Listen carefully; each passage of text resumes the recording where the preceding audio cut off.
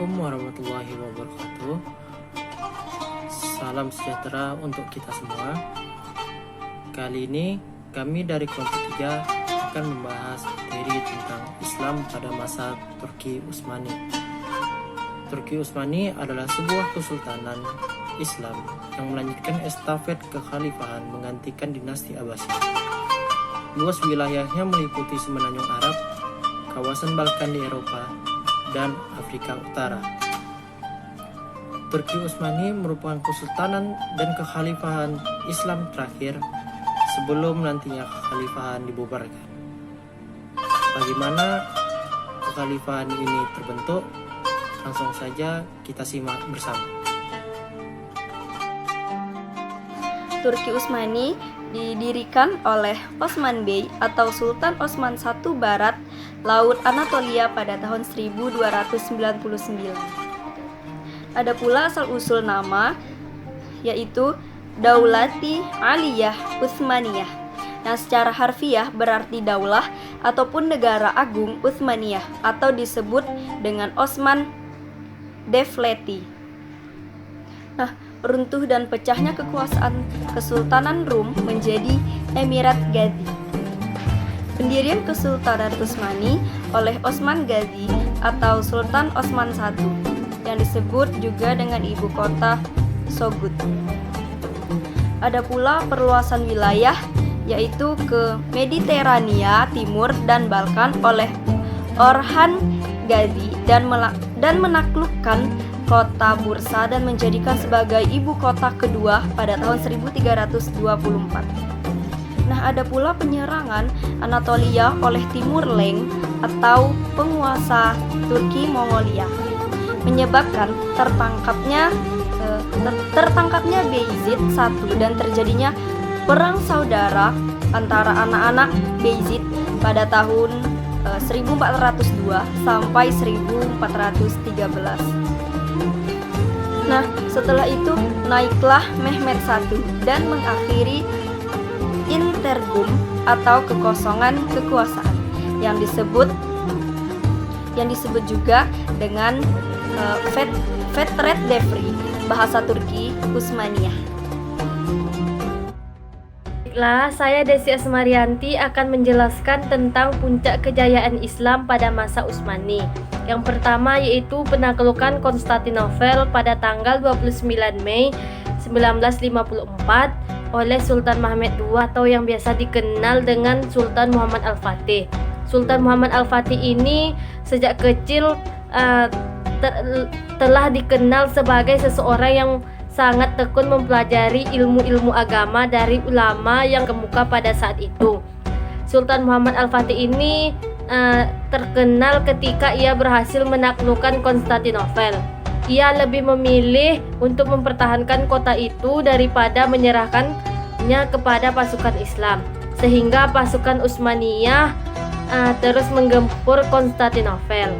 Kini sekitar 99,8% penduduk Turki adalah Muslim. Islam berkembang sangat pesat dan masyarakatnya hidup damai serta makmur dan tentram. Di bawah kekuasaan Kesultanan Utsmaniyah ini dipimpin oleh Muhammad Al-Fatih. Dan menurut sejarah, pada masa ini juga masa keemasan dan kejayaan kerajaan Turki Ottoman karena ditopong oleh rasa keagamaan Islam yang kental. Istanbul menjadi ibu kota Turki Utsmani. Dan di bawah kepemimpinan Turki Utsmani juga Konstantinopel ini berubah menjadi Istanbul dan dibangun menjadi sebuah peradaban dunia, dan kekuasaannya meliputi wilayah yang sangat luas, yaitu Eropa Timur, Timur Tengah hingga Afrika Utara. Di antaranya peradaban Islam yang masih sangat terkenal dan menonjol serta menjadi bukti bagi dunia yaitu adanya masjid-masjid megah yang dibangun oleh Turki Utsmani. Salah satu masjidnya yaitu Masjid Sultan Muhammad Al-Fatih dan Masjid Biru atau Masjid Sultan Ahmad dan Masjid Raya Sulaiman. Dan istana Topkapi Falase yang merupakan kediaman resmi dari Sultan Ottoman Turki selama kurang lebih 600 tahun. Dan tidak dipungkiri bahwa peradaban Islam itu sangat membekas hingga saat ini.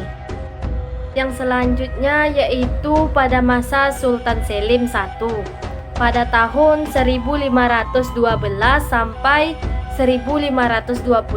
Ia berhasil menaklukkan Shah Ismail dari Persia Safawiyah, menguasai Hijaz, mendirikan Utsmani di Mesir, dan mengerahkan angkatan laut ke Laut Merah. Setelah berhasil menaklukkan semuanya, Selim pun diberi gelar Hadimul Harimain, yang artinya pelayan dua tanah haram. Dan gelar ini pun diturunkan kepada para penerusnya. Seiring keruntuhan Mamluk, juga diikuti penyerahan kedudukan Khalifah Al-Mutawakkil kepada Selim, dan menjadikan Selim ini sebagai khalifah pertama dari Wangsa Utsmani non-Arab.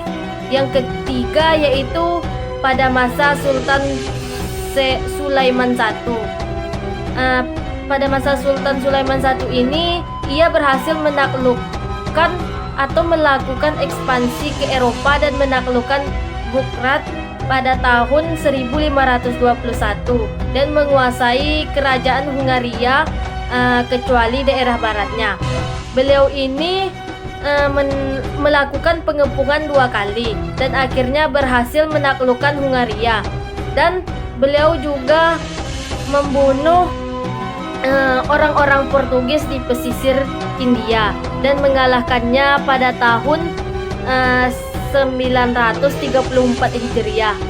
Pada masa Sultan Sulaiman ini juga puncak keemasan dan kejayaan kerajaan Turki Utsmani. Dan beliau sempat diberi gelar yaitu Al-Yunani, yang artinya jasanya dalam mengkaji dan menyusun kembali sistem undang-undang Kesultanan Turki Utsmani, serta beliau juga berhasil melaksanakannya secara teratur tanpa kompromi dan menurut keadaan masyarakat Islam Turki Utsmani yang pada saat itu mempunyai latar belakang yang sangat berbeda-beda. Sultan Sulaiman ini juga bukanlah sultan terkenal di kalangan Sultan Utsmani lainnya, tetapi beliau ini adalah kepala negara yang sangat terkenal di seluruh dunia, dan beliau juga dikenal sebagai sultan yang sangat soleh.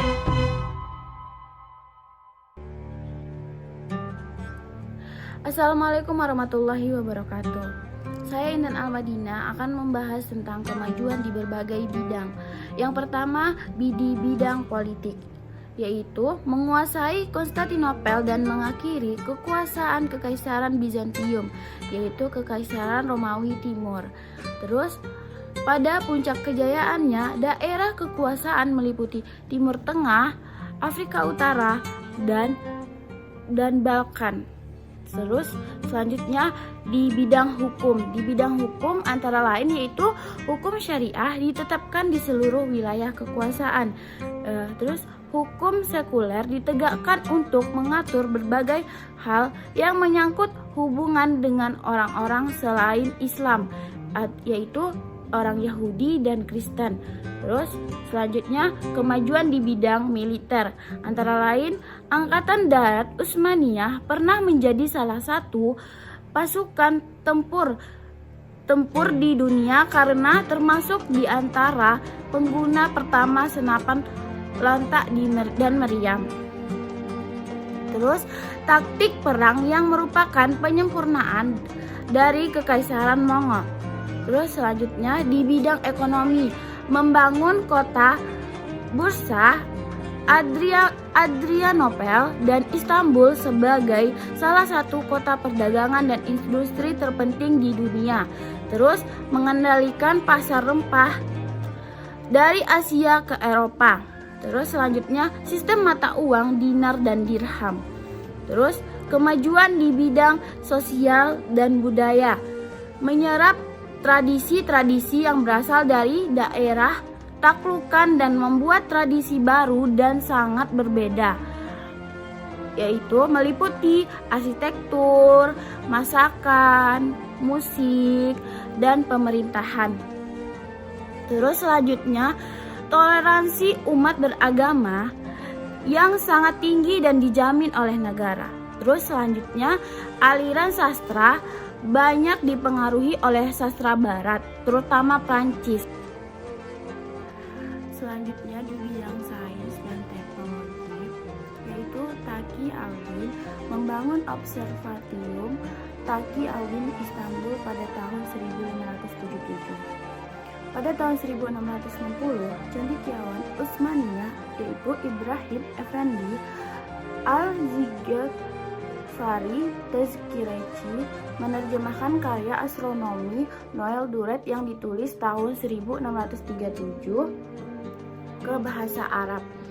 Terus selanjutnya Serafiddin Sabun Çoklu adalah penulis atlas bedah pertama dan ensiklopedia kedokteran besar terakhir dari dunia Islam.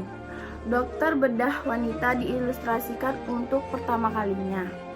Selanjutnya, contoh jam yang mengukur waktu dalam hitungan menit dibuat oleh seorang pengrajin jam Utsmaniyah, yaitu Meshur Syekh Dede pada tahun 1702. Baiklah, saya akan menjelaskan tentang aliran Islam pada masa Utsmani. Mazhab yang paling dominan pada masa Khalifah Utsmaniyah ini adalah mazhab Hanafi dan sisanya menganut mazhab Syafi'i. Mazhab Hanafi ini ialah menjadi salah satu mazhab fikih tertua dalam masyarakat Muslim. Pertama kali dirintis oleh Imam Abu Hanifah pada tahun 1050 Hijriyah. Pada masa Turki Utsmaniyah, mazhab ini merupakan mazhab resmi kerajaan. Yang selanjutnya yaitu mazhab Syafi'i yang didirikan oleh Abu Abdullah Muhammad bin Idris As-Syafi'i. Selain berdasarkan pada Al-Quran, Sunnah, dan Ijma, Imam Syafi'i juga berpegang kepada qiyas. Beliau disebut juga sebagai orang pertama yang melakukan ilmu usul fikih. Yang selanjutnya yaitu aliran yang dianggap sesat, yaitu sekte-sekte Muslim yang dianggap sesat seperti Druze, Ismaili, dan Alawi yang ditempatkan di bawah penganut Yahudi dan Kristen. Assalamualaikum warahmatullahi wabarakatuh. Perkenalkan, nama saya Dwi Tika Ramadana. Saya dari kelompok 3 Sejarah Islam. Nah, selanjutnya yang saya jelaskan adalah kemunduran dunia Islam dan berakhirnya kekhalifahan di dunia. Penyebab kemunduran itu yang pertama, tidak adanya pemimpin yang kuat setelah masa Sultan Sulaiman I.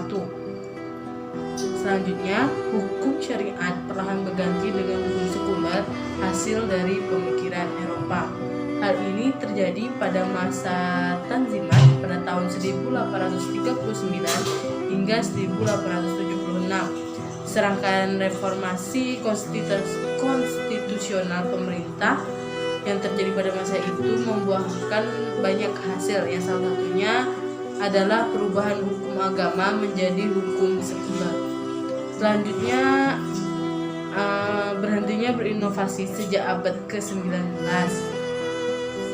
Setelah itu wilayah kekuasaan Turki Utsmani yang sangat luas ini juga menyebabkan kemunduran Turki Utsmani itu sendiri. Selanjutnya adanya kekalahan pada pengepungan Wina dan perang melawan kekaisaran Rusia serta perang lainnya yang menyebabkan kerugian besar dan hilangnya wilayah kekuasaan. Hal ini terjadi pada 1877 hingga 1878 yang merupakan perang Rusia Turki. Perang ini berakhir dengan kemenangan mutlak bagi Rusia. Akibatnya, wilayah Utsmani di Eropa menyusut dengan cepat. Bulgaria didirikan sebagai kepangeranan merdeka di dalam Kesultanan Utsmani. Rumania mendapatkan kemerdekaan penuh, Serbia dan Montenegro mendapatkan kemerdekaan penuh dengan wilayah yang lebih kecil. Pada tahun 1878, Austria-Hongaria bersama-sama menduduki provinsi Bosnia, Herzegovina, dan Novi Pazar. Walaupun pemerintahan Utsmani menentang tindakan ini, pasukannya dikalahkan dalam kurun waktu 3 minggu. Selanjutnya, kekalahan pada Perang Dunia Pertama. Pada November tahun 1914, Kesultanan Utsmani ikut serta dalam Perang Dunia Pertama di blok kekuatan tengah. Kesultanan ini ambil bagian dalam teater Timur Tengah. Utsmani sempat beberapa kali memenangkan pada tahun-tahun pertama perang, misalnya di pertempuran Gallipoli dan pengepungan Kut. Namun ada juga kekalahan seperti pada kampanye Kaukasus melawan Rusia. Amerika Serikat tidak pernah mengeluarkan pernyataan perang terhadap Kesultanan Utsmani. Selanjutnya munculnya golongan nasionalis Turki Muda, pimpinan Mustafa Kemal Atatürk.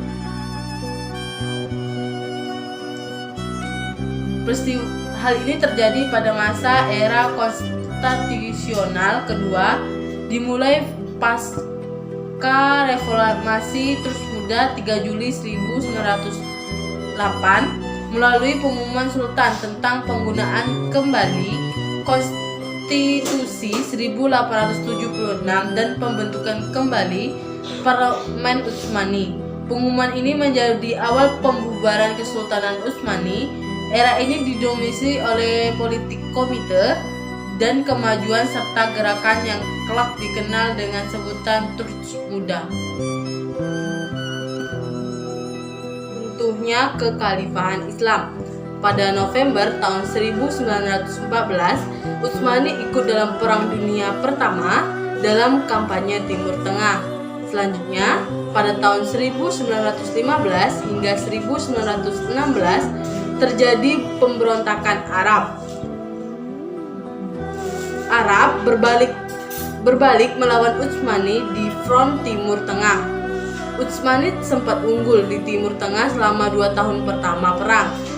Selanjutnya, pada tanggal 30 Oktober tahun 1918, gencatan senjata Mudros mengakhiri Perang Dunia I di teater Timur Tengah. Hal ini diikuti pendudukan Konstantinopel dan pemecahan Kesultanan Utsmani. Selanjutnya, pada tahun 1919 hingga 1922, perang kemerdekaan Turki yang dimenangkan oleh Turki Muda dipimpin Mustafa Kemal Pasha. Selanjutnya, pada 10 Agustus 1920, Perjanjian Sevres, perjanjian damai antara Utsmani dan Sekutu. Selanjutnya, pada 1 November tahun 1922, Kesultanan Turki Utsmani dibubarkan, dan pada tanggal 17 November tahun 1922, Mehmet ke-6 meninggalkan Turki. Pada 28 Oktober 1923, Majelis Agung Nasional Turki meresmikan Republik Turki. Dan yang terakhir, pada 3 Maret 1924, kekhalifahan Turki dibubarkan. Sekianlah presentasi dari kami yang membahas tentang Islam pada masa Turki Utsmani, mulai dari awal pembentukan kesultanan hingga pada akhirnya kekhalifahan Islam di dunia dihapuskan secara resmi. Kami tutup. Assalamualaikum warahmatullahi wabarakatuh.